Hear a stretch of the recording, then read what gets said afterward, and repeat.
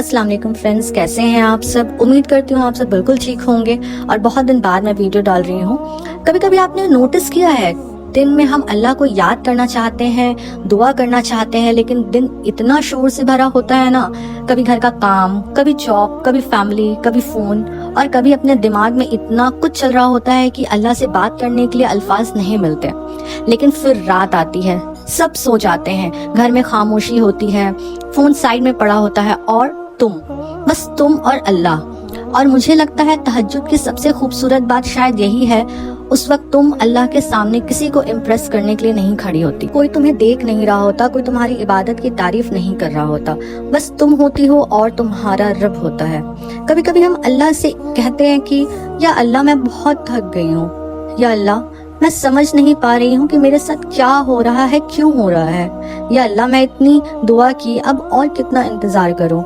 और अगर तुम्हारी जिंदगी में भी कोई ऐसा वक्त चल रहा है ना, तो एक बात याद रखना, अल्लाह के सामने अपना दर्द रखना गलत नहीं है। तुम अल्लाह को बता सकती हो कि तुम तकलीफ में हो, तुम कह सकती हो या अल्लाह मुझे ये चीज समझ नहीं आ रही है।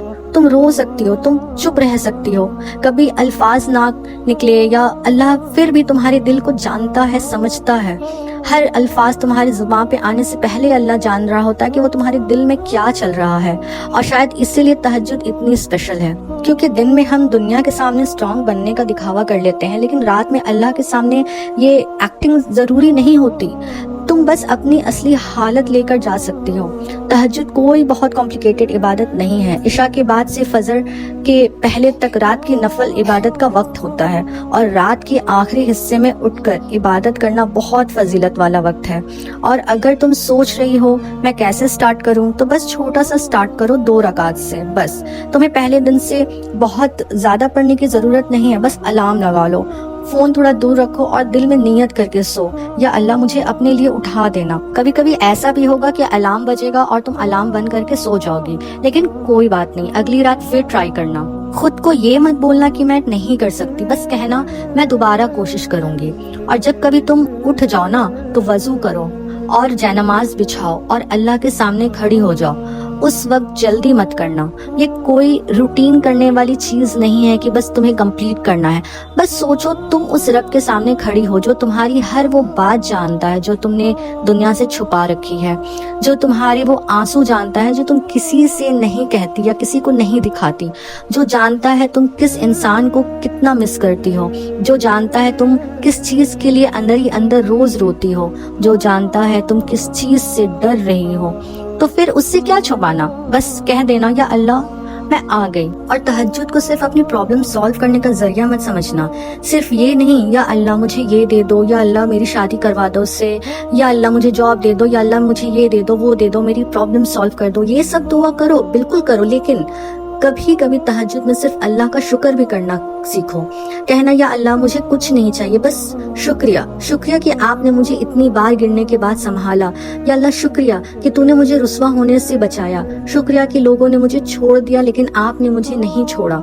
अल्लाह का शुक्रिया करना कि मेरे इतने गुनाहों के बावजूद भी आपने मुझे इस दुनिया में इज्जत दी और मेरी इज्जत को संभाल कर रखा। और सबसे ज्यादा या अल्लाह शुक्रिया कि आपने मुझे अपनी तरफ वापस आने का मौका दिया।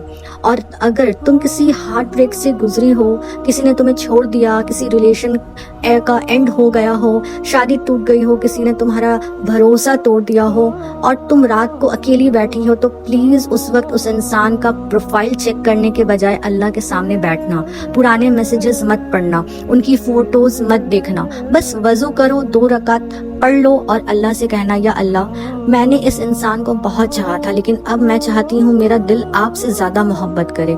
अगर ये मेरे हक में है तो इसे मेरे लिए हलाल और बेहतर तरीके से आसान कर दे, और अगर नहीं है तो या अल्लाह मेरे दिल को इसके पीछे बर्बाद होने से बचा ले। ये सरेंडर है, और अल्लाह के सामने सरेंडर करना हारना नहीं होता, اس کا مطلب ہے یا اللہ میں اپنی لمیٹڈ نالج کو آپ کے ان لمیٹڈ نالج کے حوالے کرتی ہوں.